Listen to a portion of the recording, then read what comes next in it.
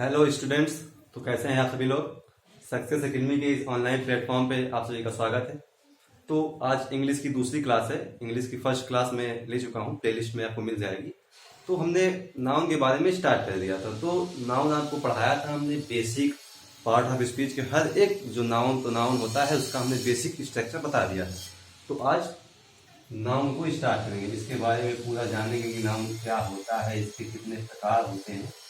Noun जो होता है आपका, नाउन होता है एक नेमिंग वर्ड, यानी कि नाउन को अगर हम सिंपली बोले तो नाउन एक नेमिंग वर्ड होता है।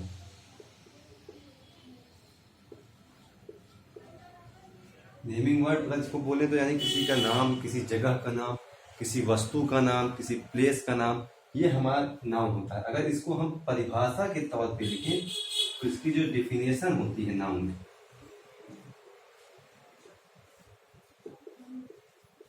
इसकी डिफिनेशन होती है noun is the name of person, place और थिंग्स। यानी किसी वस्तु का नाम, किसी जगह का नाम, किसी व्यक्ति का नाम, वो नाउन होता है। Noun is the name of person, place और थिंग। इन सब चीजों को नाउन कहा जाता है। नाउन आपका अब हम बताएंगे कितने प्रकार के होते हैं। तो नाउन तो हमने जान लिया कि ये एक टाइप का नेमिंग वर्ड होता है। इसके जो प्रकार होते हैं यानी टाइप्स ऑफ नाउन,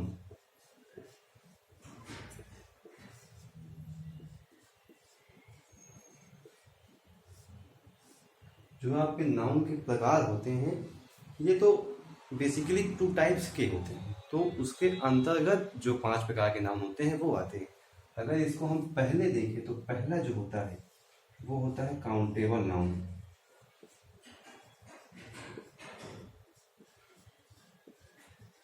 और जो दूसरा होता है वो होता है अनकाउंटेबल नाउन।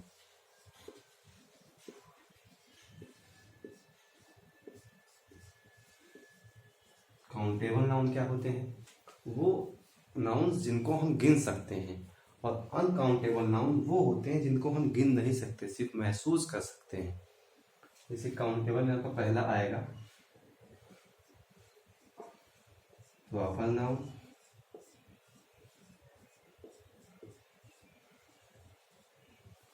दूसरा आएगा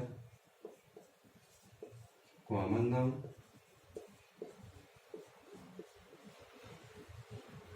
तीसरा आपका आएगा कलेक्टिव नाउन।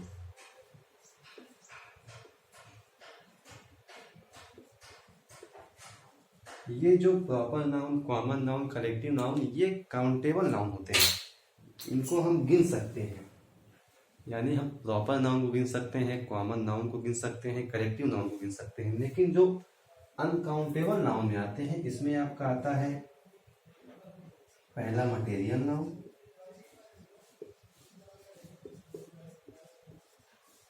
दूसरा आपका आता है अब्स्ट्रैक्ट नाउन,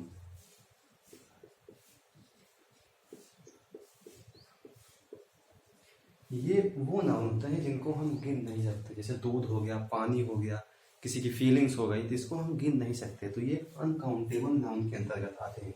और जिन्हें हम गिन सकते हैं उसे काउंटेबल नाउन के अंतर्गत रखा जाता है। तो अगर आपसे बेसिकली कभी पूछे कि नाउन के प्रकार कितने होते हैं, तो आप उसको 5 टाइप्स के ही बोलेंगे। 2 टाइप्स आप काउंटेबल, अनकाउंटेबल को नहीं बोलेंगे, क्योंकि आपकी जो क्लास 10th में पूछा गया है कि नाउन कितने प्रकार के होते हैं, तो उसमें 5 प्रकार के ही होते हैं। Proper noun, common noun, collective noun, material noun, abstract noun. तो सिंपली अगर आपसे पूछे कि नाउन कितने प्रकार के होते हैं, तो नाउन आपका सिंपली 5 प्रकार का होता है। ये तो हमने आपको डिवाइड कर दिया है कि काउंटेबल नाउन क्या होता है, अनकाउंटेबल नाउन, यानी कौन से नाउन को हम गिन सकते हैं, कौन से नाउन को सिर्फ महसूस कर सकते हैं, गिन नहीं सकते उसे। तो इस प्रकार से हमने इसको बांट दिया। इसको नोट कर लीजिए, आगे बताते हैं आपको। आगे जो हमने ये टाइप्स लिखे हैं आपके, प्रॉपर नाउन, कॉमन नाउन, इसके बारे में आपको बताएंगे, इसके बारे में जानकारी देंगे।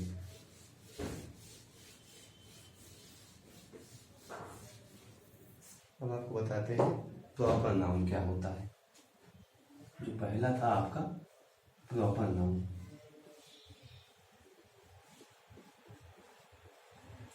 हिंदी इसका अगर बोले तो व्यक्तिवाचक संज्ञा।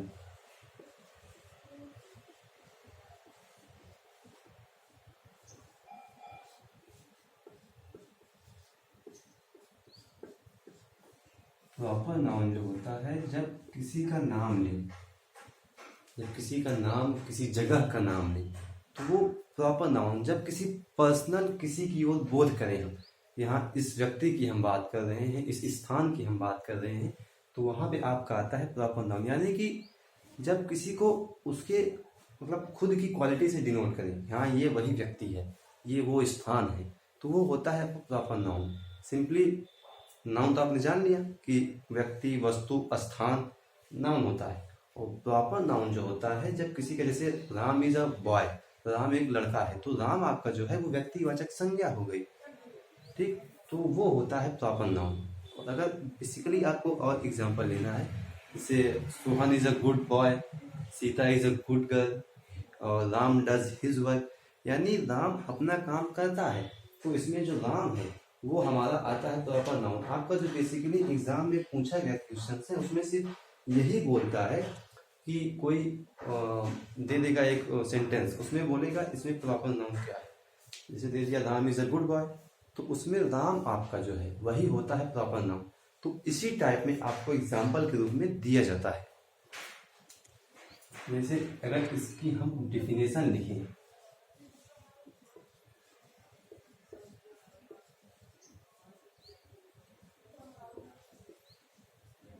प्रॉपर नाउन की अगर हम डिफिनेशन लिखें तो इसकी डिफिनेशन होती है proper noun is used for particular, यानी विशेष, particular person, place and thing,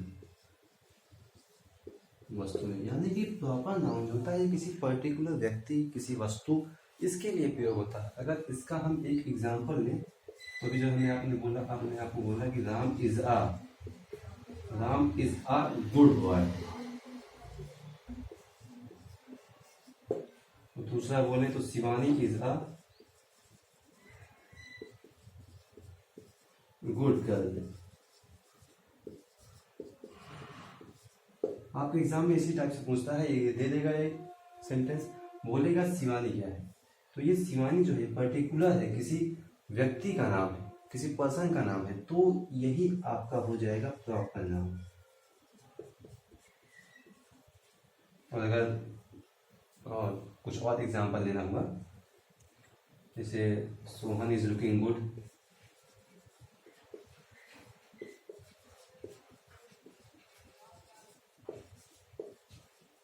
यानी सोहन बहुत अच्छा लगा रही है, सोहन जो है, सोहन के बारे में बात हो रही है, तो सोहन आपका जो है ये हो जाएगा प्रॉपर नाउन। ठीक है, ये आप लोग नोट कर लीजिए, ये आपका प्रॉपर नाउन खत्म हो गया। इसके आगे आपको बताते हैं कॉमन नाउन।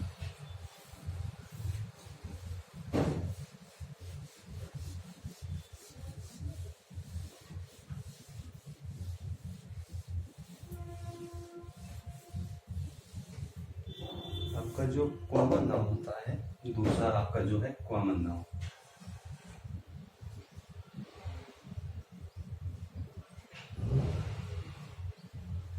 यानी अगर इसका हिंदी लिखे तो जातिवाचक संज्ञा।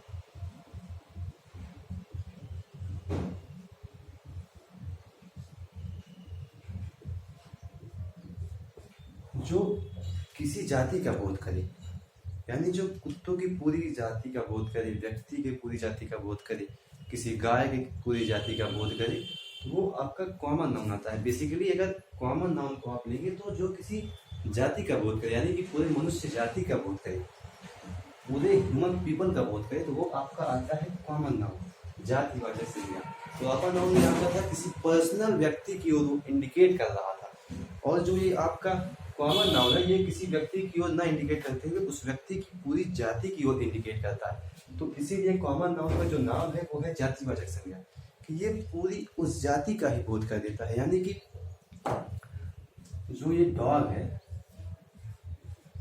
ये तो आपका हो गया प्रॉपर नाउन, ठीक। और यही डॉग जब इसका हम डॉग्स कर देंगे, कई कुत्ते, तो यही आपका कॉमन नाउन हो जाता है। आपको एक सिंपल बेसिक फंडामेंटल पता चला होगा कि प्रॉपर नाउन में अगर हम एस या ईएस जोड़ देते हैं तो जब उसका बहुवचन हम बना देते हैं तो वही जो है आपका कॉमन नाउन हो जाता है, यानी कि जातिवाचक संज्ञा। तो अगर इसको हम एक डिफिनेशन के तौर पे लें तो अ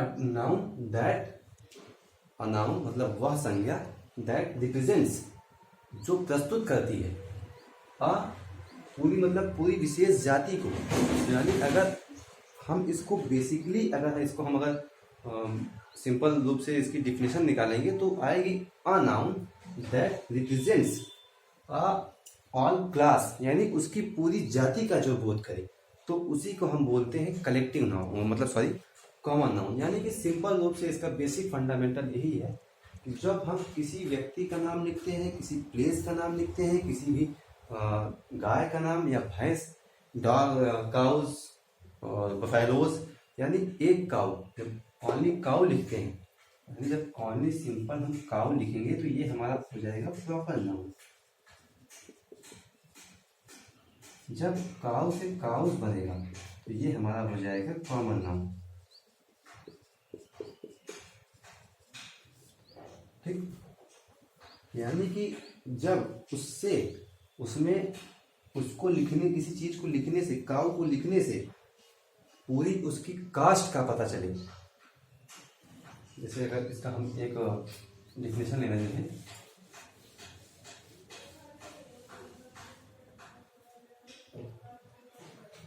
तो a noun that represent, मतलब ऐसी नाउन जो प्रेजेंट करे हिज और क्लास और कास्ट। वह नाउन जो किसी चीज की पूरी क्लास, यानी कि या फिर कह सकते हैं पूरी कास्ट, उसकी पूरी जाति का बोध करे तो वही आपका होता है कॉमन नाउन। जैसे अगर इसका एग्जाम्पल लेना चाहें तो there are many cows grazing in this field, यानी देयर आर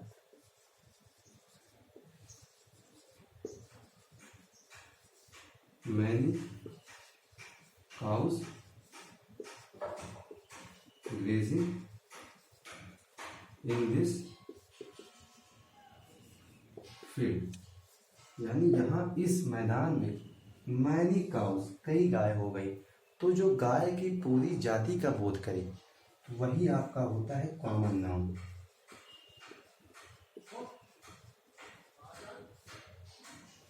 ठीक, तो जब किसी जाति का बोध हो, उसकी पूरी प्रजाति का बोध हो, तो वहां पे होता है आपका कॉमन नाउन। जैसे इसमें लिखा there are many cows grazing in the field, यानी यहाँ पर मैदान में बहुत सारे गायें जो है चल रही हैं, तो ये आपका सिंपल सा हो गया कॉमन नाउन का फंडामेंटल। अगर इसका कोई अलग एक एग्जांपल लेना चाहिए आप तो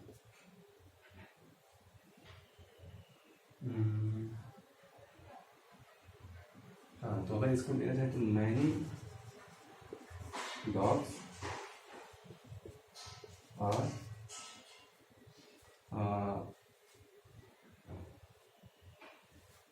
मैनी डॉग्स आर फाइटिंग, लड़ रहे हैं इन द गार्डन, यानी मैनी डॉग्स, कई कुत्ते हो गए, ये उसकी जाति का बोध कर रहा है। कई कुत्ते जो हैं गार्डन में आपस में लड़ रहे हैं, तो जब किसी जाति का बोध कराए तो वहां पर आपका जो है आ जाता है कॉमन नाउन। जैसे काउस हो गया और बफेलोज हो गया, पीपल हो गया, पीपल में एस नहीं रखा क्योंकि पीपल भी पूरे लोगों का बोध कराता है। ओके, तो ये सभी जो हो गए ये जो है पूरी जाति का बोध कराते हैं, तो इसे बोला जाता है कॉमन नाउन। ये तीसरा समझते हैं, इसको नोट करते चलिएगा साथ में।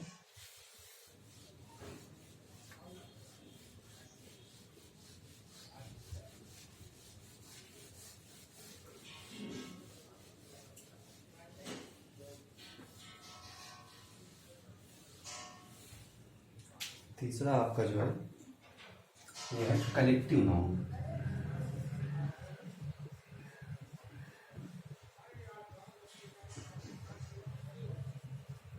कलेक्टिव नाउन अगर हिंदी लिखे तो समूहवाचक संज्ञा।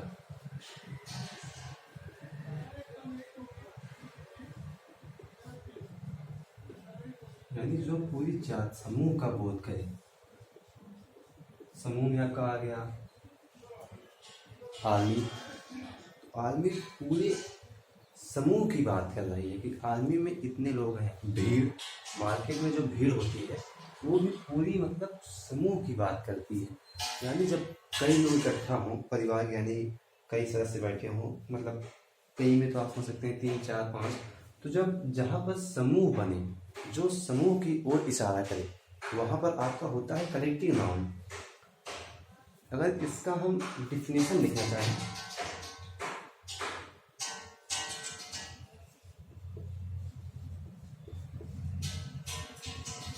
तो अगर इसको हिंदी में आपको बताना चाहे डिफिनेशन, यानी कि वैसी संज्ञा जो समूह के बारे में बताए, जो समूह का मतलब समूह की व्याख्या करे। अगर इसको लिखें, a noun that represents a collection, a noun that represent a collection, यानी कि जो कलेक्शन का बोध करे, समूह का बोध करे, तो उसे ही हम कलेक्टिव नाउन बोलते हैं। जब वहाँ पे किसी का यानी कि अगर इसको एग्जाम्पल के रूप में लिखें, जैसे आर्मी हो गया, आपका स्टूडेंट हो गए, ये नाउन तो है लेकिन कलेक्टिव, क्योंकि आर्मी में एक आर्मी का ऑफिसर तो आएगा नहीं, उसमें जितने आर्मी के ऑफिसर हैं वो आ जाएंगे। आपका नेवी हो गया, क्योंकि नेवी में एक आएगा नहीं, जितने नेवी के ऑफिसर हैं वो हो जाएंगे।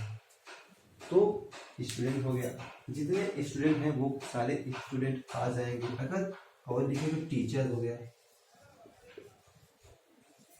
किसी हम बेसिक टीचर, किसी फंडामेंटल, किसी को पर्सनली तो बोल नहीं रहे टीचर, यानी कि हर टीचर का हम हर टीचर की बात कर रहे हैं, तो टीचर भी आपका जो है कलेक्टिव नाउन में ही आएगा। A noun that represents a collection, जो समूह की बात करे, समूह की व्याख्या करे, जिसमें हमें पता चले कि हाँ समूह की बात हो रही है। अगर एग्जाम्पल लेना चाहें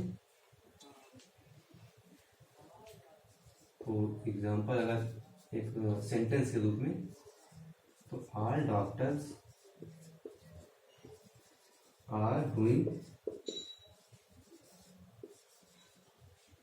his work, यानी कि सभी डॉक्टर्स अपना काम कर रहे हैं, अपने पेशेंट्स की देखभाल कर रहे हैं, अपने पेशेंट की। तो ऑल डॉक्टर्स, पूरे समूह की बात कर दी वो, तो यही आपका जो है कलेक्टिव नाउन होता है।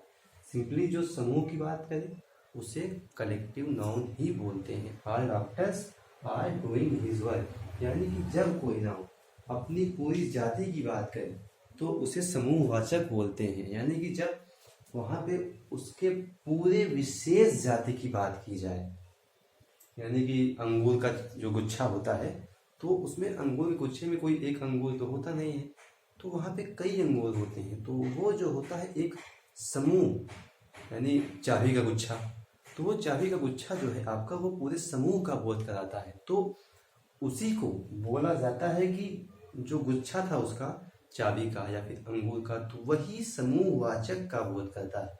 तो समूहवाचक आपको समझ में आ गया कि जिसमें समूह का बोध हो, उसके पूरे समूह का कि हाँ यहाँ पर कई लोग हैं, तो जब वो समूह का बात करें, यानी अगर एक और एग्जांपल लें, a chain of mountain, जैसे कि यहाँ पे तो पर्वतों की कतार लगी हुई है। जैसे कि अपने भारत में उत्तराखंड साइड आप जाएंगे, सिक्किम साइड जाएंगे, तो वहाँ पे आपको पर्वत ही पर्वत दिखेंगे, ऊंचे ऊंचे पर्वत। तो वहाँ पे बोला गया कि अ चेन ऑफ माउंटेन्स, पर्वतों की तो कतार है, यहाँ पे पर्वतों की तो भरमार है। तो ये भी आपका आ जाता है जो है कलेक्टिव नाउन के अंतर्गत। ओके, अगर एक और लिखना चाहें तो अब और लिख लीजिए, अ ग्रुप ऑफ स्टूडेंट, लड़कों का समूह, छात्रों का समूह। हमने जो बताया आपको स्टूडेंट, वही हमने इसको सेंटेंस के बेस पे लिख दिया। अ ग्रुप ऑफ स्टूडेंट्स, यानी कि जब पूरे स्टूडेंट का बोध हो तो वो समूह का बोध करवाता है, और वही आपका जो है बन जाता है कलेक्टिव नाउन। चलिए आगे चलते हैं। आपका कलेक्टिव नाउन खत्म हो गया, इसके आगे आपको बताते हैं।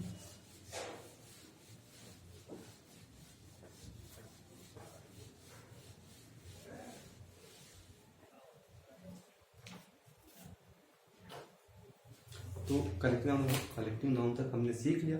अब आपको हम बताते हैं इसके आगे जो चौथा आता है, मटेरियल नाउन।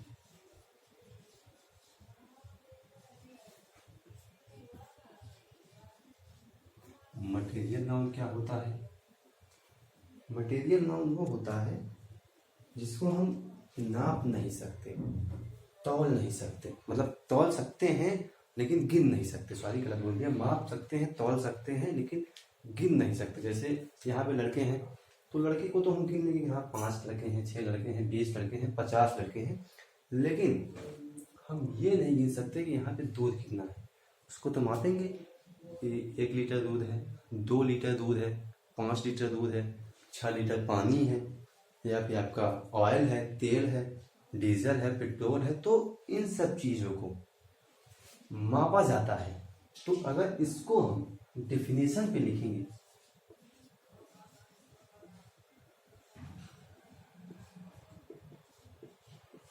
इसकी परिभाषा लिखेंगे, a noun that can be measured, a noun that can be measured in weight, यानी जिसको हम भार में माप सकते हैं। मेजर्ड कि हाँ ये इतना है, जिसको हम गिन नहीं सकते कि 2 दूध है, 3 दूध है, ऐसा तो हम कहेंगे नहीं 2 दूध है। हाँ ये बोलेंगे कि 2 लीटर दूध है, 5 लीटर दूध है, 4 लीटर पानी है,